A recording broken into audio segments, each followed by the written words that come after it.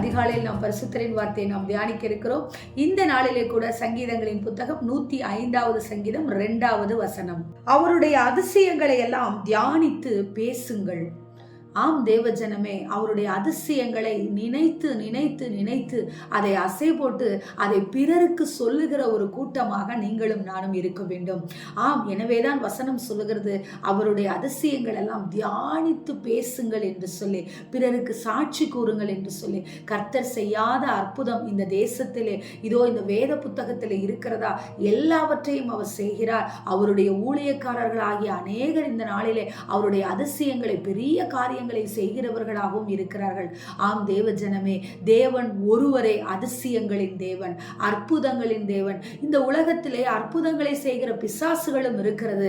ஆனால் அது நிரந்தரமான அற்புதத்தை செய்ய முடியாது, அதிசயத்தை செய்ய முடியாது. மாறாக ஜீவனுள்ள உண்மையுள்ள தேவன் ஒருவரால் மாத்திரமே அதிசயங்களை செய்ய முடியும்.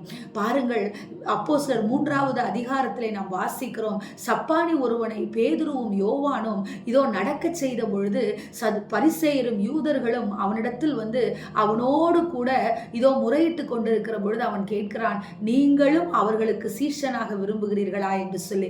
பாருங்கள், ஆண்டவருடைய நாமத்தை குறித்து அந்த இடத்துல அவன் பேசுகிறான்.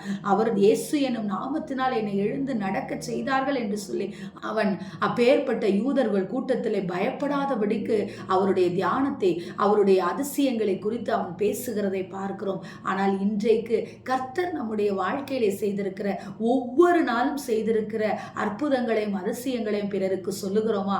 ஒரு நாள் சாட்சி சொல்லிவிட்டு அதை மறந்து விடுகிறோம் தேவஜனமே.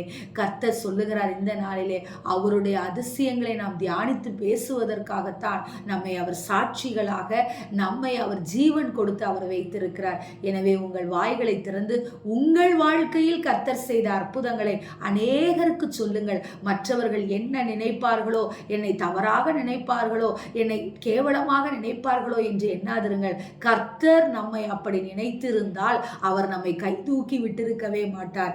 எனவே தேவஜனமே, மற்றவர்களுக்கு உங்கள் வாழ்க்கையில் தேவன் செய்த அதிசயங்களை சொல்லுங்கள். நிச்சயம் இந்த நாள் ஆசீர்வாதமாக அமையும். ஆமென். ஸ்தோத்திரம். எங்களை நேசிக்கிற எங்கள் நல்ல தகப்பனே, இந்த நாளிலே நாங்கள் கேட்ட வார்த்தையின் பிரகாரமாக நீர் எங்களுக்கு செய்த அதிசயங்களை நாங்கள் பிறருக்கு சொல்லுகிறவர்களாக இருக்க எங்களுக்கு கிருபை கொடுங்கப்பா.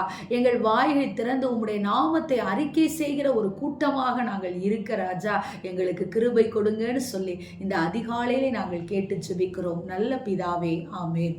Price the lord. ஹல்லேலூயா.